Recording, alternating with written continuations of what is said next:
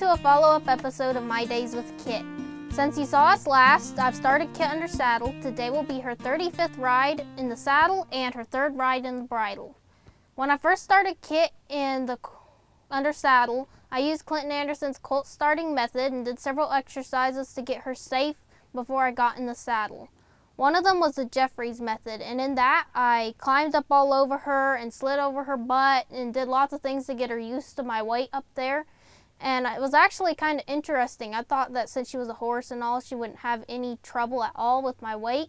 But the surprising thing actually was that she didn't have very good balance when I was on her at first. And the biggest thing I think that did is it got her desensitized, and it also really helped with her getting balance to my weight. And that was a good thing. Another exercise I did was pick me up off the fence, and the goal with that was for me to be able to like walk over to the fence, and I would sort of pick up like this, and she was supposed to side pass over to me so that I can get in the saddle. And what that was really good for is I could desensitize her while she was next to the fence with me on the fence. So I basically just tried to get bucked off without being on her, and I did all sorts of stuff on her. I would rattle the saddle a little bit, and I'd slap her a little bit all over and pet her and do that, and I would pet her face, and I would let her, when you're on a horse, they can see you out of one eye, or when you're on the ground, but when you're on a horse, they can kind of see you out of both eyes, sort of like out of this part of their eye. So I wanted to get her desensitized to that, so the first time I didn't get in the saddle, she was like, oh, what's that on the other side? Because I really didn't need any of that.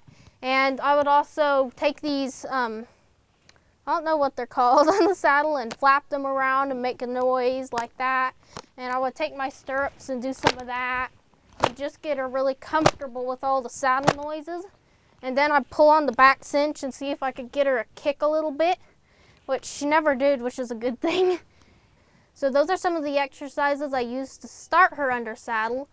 And so it's a good thing I really did all that work, because when I first got on her, I was really excited. I don't know exactly what happened, but when I was the first time in the saddle, it was just this feeling of I'm riding the horse I trained all myself, and all that knowledge, all the watching of the DVDs just went phew.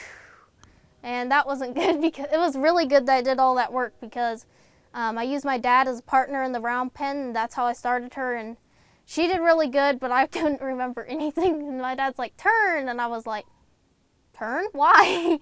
So that was really good I did all that work, because I was so excited I completely forgot everything.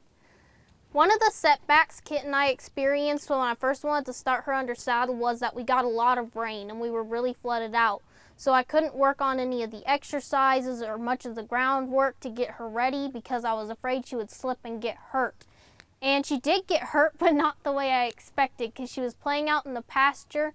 And I still don't know how she did it, but she tore a chunk out of her coronary band, and we had to let that heal up. But the good thing now is that she just has a wrinkle down her hoof, and she's 100% sound. One of my standout moments with Kit was when another horse and rider came up behind her and she didn't see them. She kicked at them and I fell off of her, which is why it's a good thing I was wearing my helmet. I'm gonna go get mine now.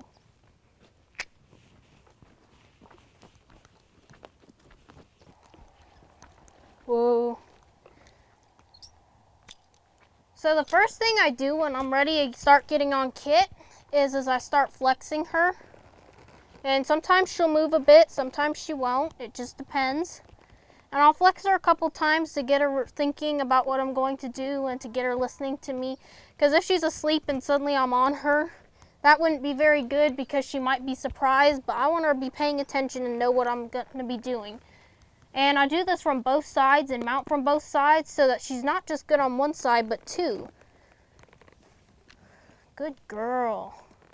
When I get on, I always bend her head around and keep it bent around, so that in case she goes to take off, she's not going to just take off that way and her hindquarters won't be pointed at me. This way, if I'm getting on with her head bent around, what will happen is her head will come towards me and her hindquarters will go away. So that will reduce the risk of me being kicked or struck at or anything like that.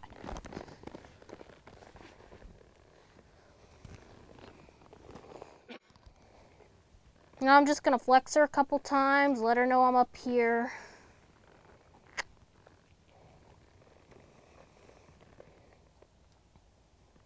And the biggest thing that I've learned when starting KITT is never be in a hurry to go anywhere. Because when you're in a hurry to go somewhere, usually your horse will be in a hurry to go somewhere, and then you'll come up with the problem where your horse doesn't want to stand still while you're getting on, or they don't want to stand still when you're stopped.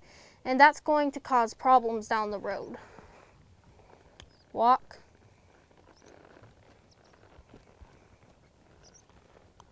Another safety thing that I always do is I always hold my reins underneath the horn like that so that I have a good grasp on the horn. And one of the reasons I do that is because of my standout moment, and also because of the fact that you can have the most bomb-proof, gentle, safe horse in the whole wide world, and then it comes time to ride and they could get stung by a bee, a car could backfire, a motorcycle could go down the road. Anything could happen, absolutely anything at all. And you don't know what's going to scare your horse and what won't. And you always want to be prepared.